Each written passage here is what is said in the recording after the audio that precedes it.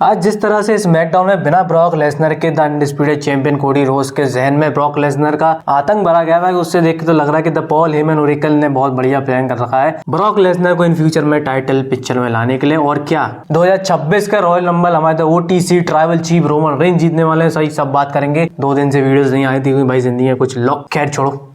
मैं अप्रिशिएट करूंगी अगर आप गाली ना दें।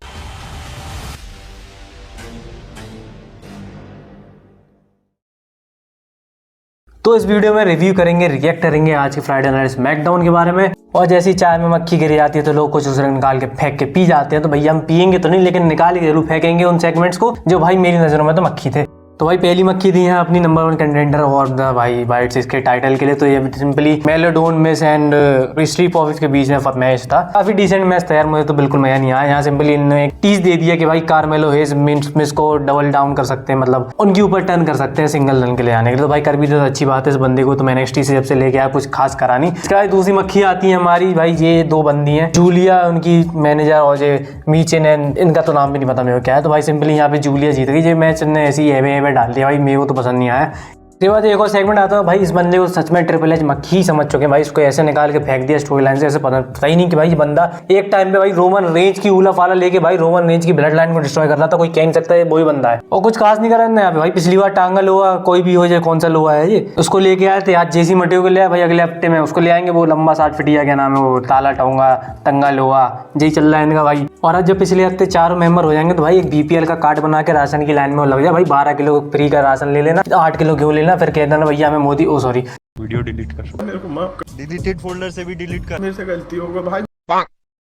इसके बाद ये डेमियन प्रीस्ट ने भाई जिस बंदे को पिछली बार दीवार के आर पार फेंका था, वही बंदे के संग में एक सेगमेंट था। एंड यहाँ पीछे से एलेक्सा ब्लैक आकर अपना ब्लैक मास्क लगा देते हैं। यहाँ ये लोग भाई सिंपली इनका ये लास्ट मैच कर रहा है, जो कि हो सकता है शायद लास्ट मैन स्टैंडिंग। यहाँ डेमियन प्रीस्ट का बर्थडे भी था, तो भाई हैप्पी बर्थडे हमारी तरफ से भी। इसके बाद हमें देखने मिलता है भाई Charlotte Flair and Alexa bliss का एक सेगमेंट, जो कि NXT की हमारी ज़ारू का आगे उनको मतलब सिंपली चैलेंज कर दिए। एंड यहाँ का छोटा मोटा सेगमेंट चल रहा था, उसके बाद भाई सेगमेंट खत्म। एंड एक रिपोर्ट निकल के आई है कि भाई एलेक्सा ब्लिस हमारी द व्हाइट 6 के मेंबर्स को ज्वाइन करने वाले हैं। इनका यूजुअली स्टार्टिंग में प्लान था एलेक्सा ब्लिस को व्हाइट 6 में लगाने को, लेकिन फिर व्हाइट 6 की एक दुर्घटना मौत हो गई। तो उसके बाद भी भाई उनका जो कैरेक्टर है अभी वो अपनी डॉल लेके आती है, उस हिसाब से भाई शायद से शार्लेट और इनका ब्रेकअप हो सकता है बहुत जल्द। तो ये बोरिंग वाली चीज निकाल दी, अब आ जाते हैं एंटरटेनमेंट वाले सेगमेंट्स के ऊपर। तो आज के स्मैकडाउन की स्टार्ट करते हैं हमारे the Oracle, the wise man या एडवोकेट, जो भी बोल दो इन्हें, पॉल हेमन। यहाँ आके वो कोडी रोड्स के स्टाइल में बोलते हैं कि what you want to talk about. And यहाँ क्राउड उन्हें बू करती है, क्योंकि भाई ये कोडी रोड्स एक टिपिकल बेबी फेस है इसलिए। एंड यहाँ वो आके बहुत से बंदों का नाम ड्रॉप करते हैं, जैसे सेथ रॉलिंस का नाम ड्रॉप करते हैं तो पब्लिक उन्हें बू करती है वैसे। लेकिन जब वो ब्रॉक लेसनर का नाम ड्रॉप करते हैं तो भाई वहाँ थोड़े से मिक्स ओपिनियन थे, बहुत से लोग चेयर भी कर रहे थे,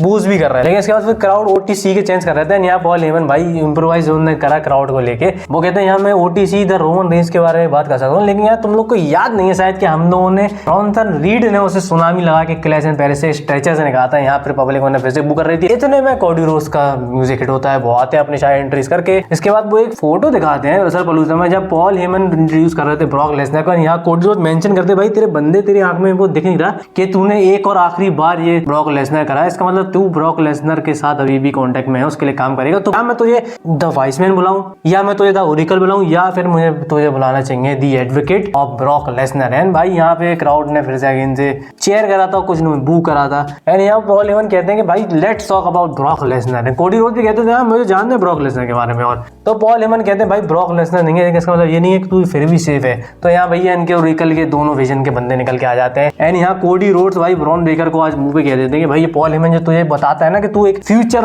मेगा स्टार है, रेसलमेनिया मेन इवेंट है, तेरे को लाया करता है, क्योंकि एक ना एक दिन जैसे इसने रोमन रेंज को बेटर करा था, ब्रॉक लेसनर को करा था, CM पंक को करा था, आगे जाके भाई तेरी विजन और सेथ रॉलिंस को भी करेगा। यहाँ फिर भाई दोनों बंदों के ऊपर वो अटैक कर देते हैं। फिर यहाँ इनको बचाने आते हैं दवाई पर रैंडी ऑर्टन। एंड भाई वो ब्रॉन्सन रीड के ऊपर RKO हिट करते हैं। यहाँ जब वो टाइटल उठाते हैं फिर से, तो भाई मेरे दिमाग में नहीं कस के खुन्नस बढ़ती है, क्योंकि भाई इन्हें इतना अच्छी पिच थी इनके पास में रैंडी ऑर्टन से। उसके बाद तुम ऐसे सेगमेंट दिखा दे रहा हो तो भाई इनका कोई सेंस नहीं, क्योंकि आगे आके ये दोनों बंदे इन दोनों बंदों से टैग टीम के लिए ही लड़ेंगे। इसके बाद आते हैं हमारे ड्रू मैकिंटायर का एक सेगमेंट होता है भाई, ये सेगमेंट बहुत फनी था। यहाँ वो अपनी जो लेग पे उन्होंने क्लेमोर किक मारी थी LED में, उसको सेल कर रहे थे भाई, एक बूट पहन के आए थे प्रोटेक्शन के लिए। यहाँ वो आगे सिंपली ये ड्रॉ करते हैं भाई। रसलपलूजा का मैच भाई एक प्रकार से भाई पूरा फ्रॉड था, बिके हुए थे सब जन। रेफरी ने 6 सेकंड लगाए भाई वो रोल अप करके, नहीं तो मैं वहाँ जीत रहा था। उसने मुझे क्यों आके रोका? क्योंकि यहाँ पैसे दिए हैं रेफरी को मुझे हराने के लिए। यहाँ निक ऑल्टिस भी आके कहते हैं कि भाई, वो यहाँ आके सिंपली कहते हैं भाई अपनी हार एक्सेप्ट कर ले, फालतू की बातें नहीं बोल। और भाई तेरे को ये किसने अलर्ट करा? भाई मेरी टीम ने तो नहीं करा। तो यही ड्रू मैकिंटायर कहते हैं कि भाई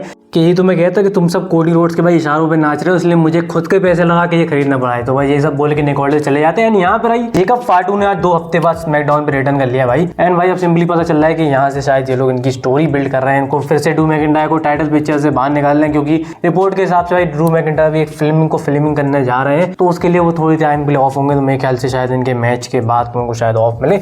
यहाँ सिंपली वही अपना ट्रिपिकल डायलॉग बोलते हैं, no gas only brake. And यहाँ के भाई जेकब फाटू उनको एक सुपर किक लगा के उन्हीं के बूट से उनके ऊपर हमला करके उन्हें नॉकआउट कर देते हैं। इसके बाद हमें देखने मिलता है सेमी मेन इवेंट, जिसमें सैमी ज़ेन, भाई ये तो सिंह हो गया, अपना यूनाइटेड स्टेट चैंपियनशिप डिफेंड कर रहे थे, ओपन चैलेंज रखा था। यहाँ NXT के जवान एवेंस आके इनका एक्सेप्ट करते चैलेंज।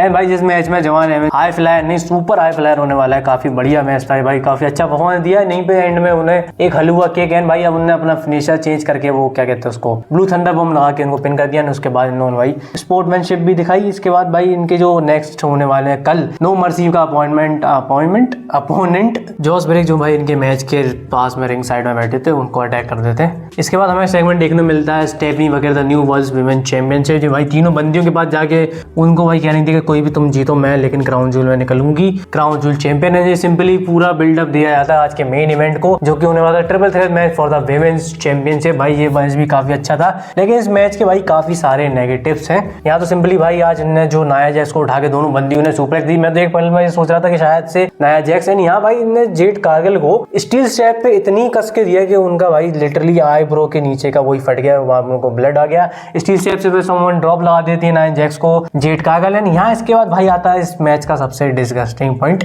यहाँ जेड कारगिल नाया जैक्स को पिन करती है, लेकिन यहाँ ब्रेक कर देती है ट्रिफनी स्ट्रैटन। यहाँ ट्रिफनी स्ट्रैटन फिर उनको पिन करती है, लेकिन यहाँ रेफरी जब उसको दूसरे काउंट की बात करता है तो भाई उन्हें खुद रोकना पड़ जाता है, क्योंकि नाया शायद से अनकॉन्शियस हो गई थी, क्या हो गया था पता नहीं। काफी लंबे टाइम तक रहा, उन्होंने भाई रेफरी ने उठाया, फिर उठ के देख रही क्या हुआ, मैं आ रही नहीं। इसके बाद भाई उन्हें भाई प्लान चेंज करना पड़ा, लेकिन भाई कैमरे में काफी विजिबल हुआ, बहुत बड़ा बॉस था ये। लेकिन एंड ने PTS में मूनशॉट लगा के इन्होंने अपना टाइटल रिटेन करा। इसके बाद भाई स्टेफनी वगैरह भी आ जाती है, दोनों चैंपियन अपना फाइनली फेस ऑफ कर लेते हैं, क्योंकि ये दोनों लड़ने वाले हैं क्राउन जूल विमेन चैंपियनशिप के लिए। अब बात कर लेते थे OTC रोमन रेंस के बारे में। तो क्या रोमन रेंस भाई 2026 का जो रियाड में रॉयल रंबल होने वाले हैं, वहाँ क्या विक्ट्री लेने वाले हैं, ये एक भाई कंफर्म रिपोर्ट तो नहीं है, लेकिन अगर सेथ रॉलिंस अगर रेसलमेनिया तक अपना टाइटल रेन को कंटिन्यू रखते हैं तो भाई फुल ही प्लान है रोमन रेंस को इस बार का रॉयल रंबल जिताना, ना कि सैमी ज़ेन को। सैमी ज़ेन को भले ही उनको एलिमिनेशन चैम्बर के पिक्चर में डाल देंगे, लेकिन यहाँ भाई एक कंफर्म मैच रेसलमेनिया में जो कि होगा वर्ल्ड हेवीवेट चैंपियनशिप के लिए, रोमन रेंस फेस करेंगे सेथ फ्रिकिन रॉलिंस को। एंड भाई ये आज की स्मैकडाउन को भाई मैं 3 स्टार रेटिंग दूंगा, काफी